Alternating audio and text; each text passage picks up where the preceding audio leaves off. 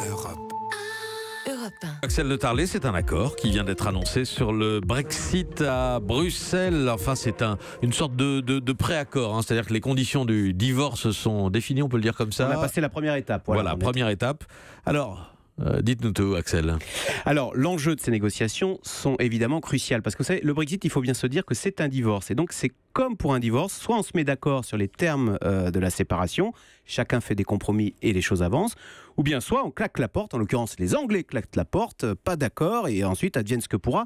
Et la communauté économique avait donc très peur de cette solution, ce qui aurait voulu dire que sur le plan économique, on restait dans le flou total, donc plus d'investissement. Et puis sur le plan politique, il y avait le risque de voir Theresa May renversée, et la communauté économique avait très peur de l'arrivée au pouvoir de Jeremy Corbyn, vous savez, avec son programme radical, nationalisation, contrôle de loyer, hausse massive des impôts, etc. Donc, on ne semble pas aller dans cette direction. Donc, voilà. C'est un compromis. Theresa May est dans le bureau de Jean-Claude Juncker en ce moment à Bruxelles. Et ce compromis, pour ce qu'on en sait, que dit-il ? Alors, un compromis, c'est évidemment le fruit de concession. Donc, il y a 3 points. Premier point, la Grande-Bretagne va devoir faire un chèque de 50 milliards d'euros à l'Union européenne, histoire d'honorer les engagements pris par le Royaume-Uni en matière de politique agricole, par exemple. Vous savez, c'est vraiment comme un divorce. Quand on se sépare, il y a quand même des traites à payer, les emprunts du ménage qui courent toujours à rembourser.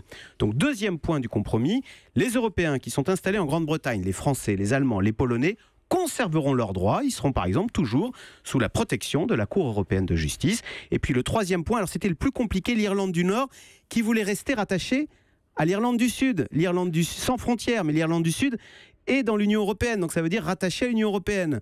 C'est ce qui semblait se dessiner, sauf que du coup, immédiatement, vous aviez eu l'Écosse et la ville de Londres qui ont dit « Ah ben nous aussi, on veut ce statut spécial, là, rattaché à l'Union européenne ». Donc du coup, les choses sont claires.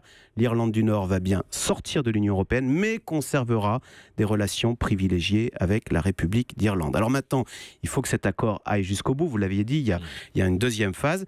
Et puis politiquement, maintenant, il va falloir quand même expliquer aux Anglais qui ont voté le Brexit que ce choix finalement qui devait, je vous rappelle, à l'origine, devait générer des économies, va leur coûter au bas mot 50 milliards d'euros. Ouais. Il va falloir leur expliquer que finalement les Européens qui sont installés en Grande-Bretagne conservent leurs droits. Et puis il va falloir constater qu'au bout du compte, l'économie britannique est à l'arrêt, que les banques et les institutions s'en vont.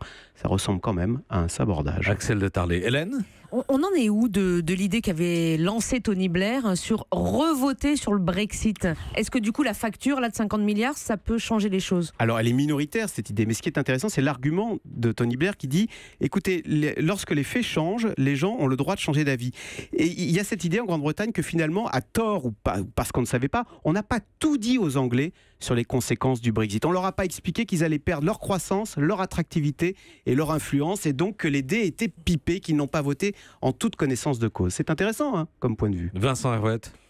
Est-ce que d'un autre côté, on n'est pas dans le déni, c'est à vouloir à tout prix démontrer que les Anglais ont eu tort, que ce divorce, c'est un peu comme autrefois dans les familles, on ne voulait pas recevoir de divorcer à table parce qu'on ne voulait pas donner le mauvais exemple. C'est sûr que personne en Europe n'a envie de faire comme les Anglais, de quitter l'Union européenne, alors que, je vous rappelle, avant, c'était la théorie des dominos, si l'Angleterre part, d'autres vont partir. Finalement, tout le monde veut rester dans l'Union européenne maintenant. Donc ça marche. Par l'absurde. Europe 1.